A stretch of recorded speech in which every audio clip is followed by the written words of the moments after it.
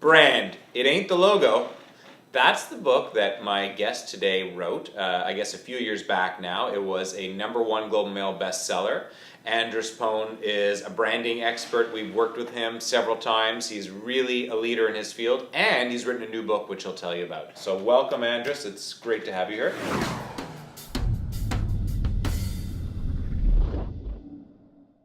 What is the title of the new book? What is the new book about? The new book is called Attract, Power Up Your One-of-a-Kind Personal Brand.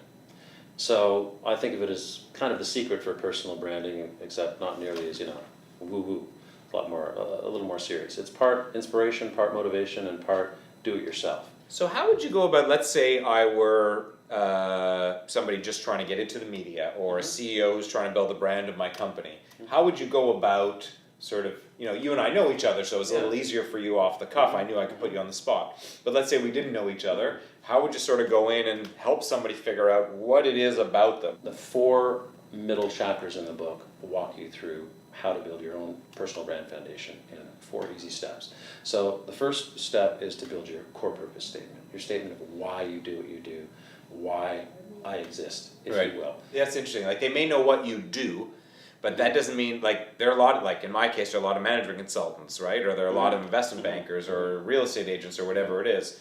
But everybody may have a different spin on why it is that they've decided to do that, or how they translate their personal skill to. One of the things I'd like to do is veer a little bit off course from the personal branding into influencer marketing. And I do that because you were very explicit in your book about, one of the reasons you need a strong personal brand is for platforms like LinkedIn. And, LinkedIn is obviously a killer app, the killer app of killer apps. It's all about influencer marketing and using that platform to build your brand, company or personal. So I just want to know what you see in terms of influencer marketing. Is it as big as everybody says it is? Is it going to keep getting bigger? What are the challenges? What do you see coming up in influencer marketing?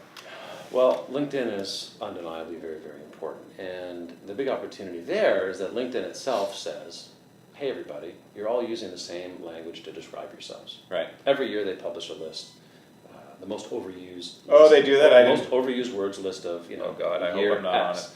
it. And if you look at that list, it contains things like creative, driven,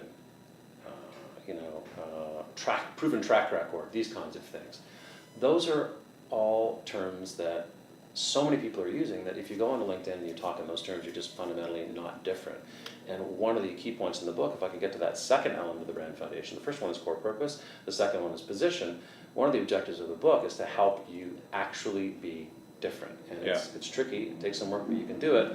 And LinkedIn is an opportunity to get away from the cliches. If you talk about why you do, if you talk about how you're truly different, and you're talking kind of a more authentic fashion versus looking for buzzwords, you can come across as very different and really stand out. For those in the audience who don't necessarily follow you or get your emails, every Friday morning, and there's something big in the news and it's a brand story and you comment on it.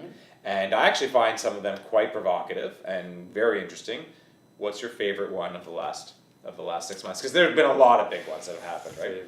Favorite brand story. United is definitely a big one. I think the whole Trump thing would probably be number one, because that is, regardless of what you might think about Donald Trump, I guess what I'm really saying is maybe some of you don't like Donald Trump. Maybe, just maybe. There's still a tremendous amount to learn from him, and in the realm of personal branding, very much like there was from Rob Ford. And what we really see there is this idea that you shouldn't try to appeal to everyone. You can't. In the United States, for example, 50% of the people, give or take, are going to vote against you no matter what. It doesn't matter what you do. So why not try to resonate more deeply with your base, as you would say in politics, or your constituency? Anyway, he's done an absolutely unbelievable job of that. It also brings up a related observation that you're not just going to get the people that you target. You get some other people too. And if you look at what Donald Trump did, this is going to sound wrong, did with women in the United States anyway, he got a lot of female voters, college-educated white female voters that he was not supposed to get. That to me even college-educated black female voters he was not supposed to get. Yeah. So it just demonstrates that many people have a fear about positioning too strongly in a niche.